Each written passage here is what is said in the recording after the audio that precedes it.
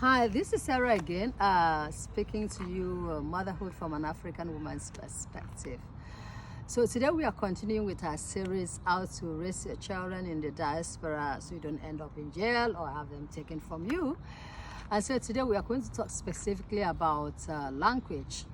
And I know some of you are probably going to think, okay, language, what does that have to do with anything? You see, I live in Austria, and in Austria we speak German. When I first arrived in this country, of course, it was necessary like that I learned the language.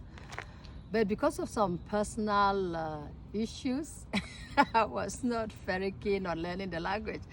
And this is me, a person who really loves languages. I speak French, I speak Italian, in addition to a few other African languages.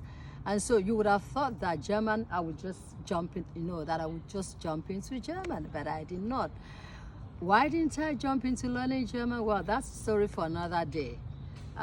When you move into a country where the language is different from that which you know, from the country you left, your mother country or wherever you left, please do yourself a favor, learn the language.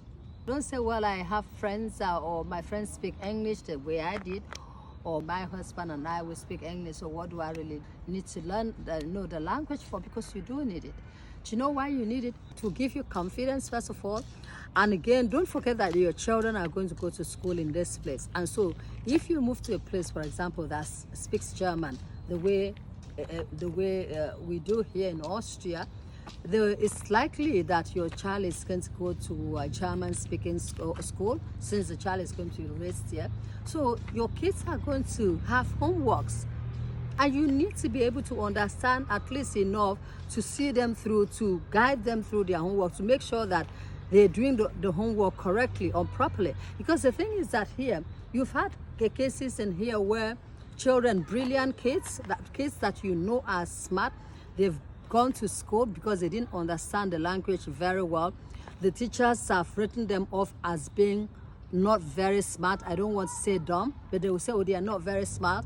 And as sometimes happens here, they will now start suggesting schools that they should go to. And some of these places they will ask these kids to go to are substandard, because they think that those kids are good enough for the level of the school. So your child is already starting off thinking it's less than, because it's been suggested or it's been pushed into a school that they think fits his understanding.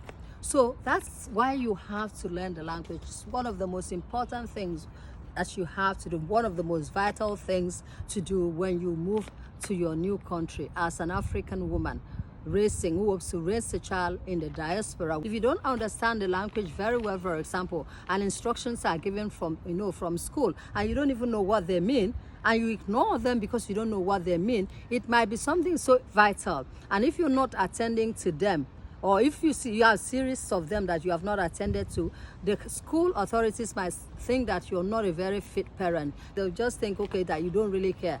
And in their view, or in their opinion, not caring enough to care about what the instructions that are sent from school that you should do, that's also a form of abuse to them. So that's what I have for you right now. When you move to your new country and you don't speak the language, please learn the language. It's very, very, very, very important. Until next time, I'm wishing you, good parenting. Oh, by the way, very sorry again. If you like what you're hearing on this channel, please subscribe, press the subscribe button, like the videos, click the notification button. So next time I have a video out, you'll be one of the first to know. Thank you very much for continuing with me on this channel. It's a very hot summer. See, I'm sweating, but thank you for sticking with me nonetheless. And see you next time.